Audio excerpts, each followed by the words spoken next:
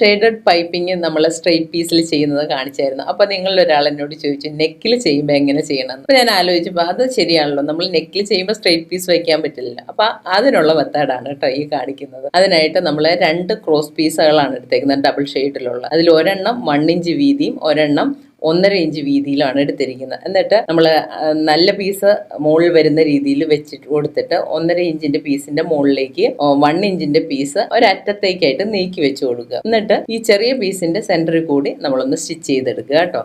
അതിനുശേഷം നമ്മൾ ഈ ചെറിയ പീസിനെ ഫുള്ളോടെ ഇപ്പുറത്തേക്ക് മടക്കി വെച്ചിട്ട് വലിയ പീസിന്റെ ബാക്ക് സൈഡിൽ, അതായത് ചീത്ത വശത്ത് നമ്മുടെ പൈപ്പിംഗ് ത്രെഡ് വെച്ച് കൊടുത്ത് അതിനെ നമ്മൾ പൈപ്പ് ചെയ്തെടുക്കുമ്പോൾ നിങ്ങൾ ശ്രദ്ധിക്കുക, നമ്മൾ ആ ഒരു ബ്ലൂ പീസിൻ്റെ ജോയിൻറ്റ് ചേർന്ന് വരുന്ന ആ വശത്തുകൂടിയാണ് സ്റ്റിച്ച് ചെയ്ത് പോകുന്നത്.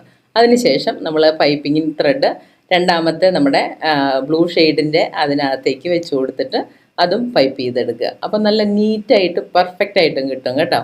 അതിനുശേഷം നമ്മളിപ്പം സൈഡിൽ എക്സ്ട്രാ കിടക്കുന്ന തുണി ജസ്റ്റ് ഒന്ന് മടക്കി നീറ്റായിട്ടൊന്ന് സ്റ്റിച്ച് ചെയ്ത് കൊടുക്കുക. അതിനുശേഷം നമ്മൾ നെക്കിലേക്ക് വെച്ച് കൊടുക്കുകയാണ്. വളരെ പെർഫെക്റ്റ് ആയിട്ട് കിട്ടും കേട്ടോ, ഞാൻ ഗ്യാരണ്ടി പറയും. ഞാനിവിടെ ഡിഫറെൻറ്റ് കളറിലുള്ള ത്രെഡ് വെച്ചിട്ടാണ് സ്റ്റിച്ച് ചെയ്തേക്കുന്നത്. അത് നിങ്ങൾക്ക് ക്ലിയർ ആയിട്ട് കാണാൻ വേണ്ടിയിട്ടാണ്. നിങ്ങൾ സെയിം കളർ വെച്ചിട്ട് ചെയ്യുവാണെങ്കിൽ പെർഫെക്റ്റ് ആയിട്ട്. അതുപോലെ ജാൻസ് ക്രിയേഷൻ്റെ ക്ലാസ്സുകൾ ജോയിൻ ചെയ്യാൻ താല്പര്യമുള്ളവർ ജാൻസ് ക്രിയേഷൻ്റെ ആപ്പ് ഇൻസ്റ്റാൾ ചെയ്യാൻ മറക്കണ്ട കേട്ടോ.